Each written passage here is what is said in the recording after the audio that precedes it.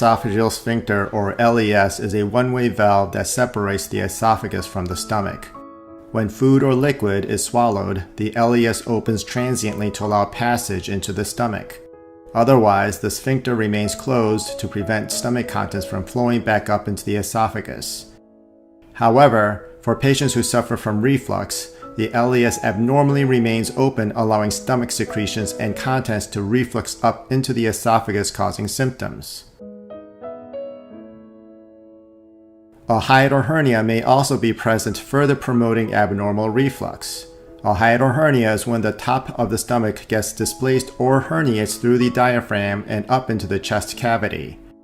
Given this anatomic shift, the overall esophageal length is now shorter.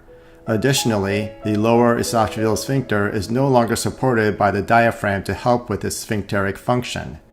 Normally, the LES is positioned at the same level as the diaphragm. In order to maximally control reflux surgically, both the hiatal hernia and the abnormally relaxed LES must be corrected. First, the hiatal hernia is repaired. Surgical repair essentially involves pulling the stomach back into normal position fully below the diaphragm and making the opening in the diaphragm smaller. A mesh is then placed over the incision to reinforce the closure to minimize risk of hiatal hernia recurrence. The LES is then tightened by wrapping the top part of the stomach completely around the sphincter like a belt. This 360-degree stomach wrap is known as the Nissen fundoplication.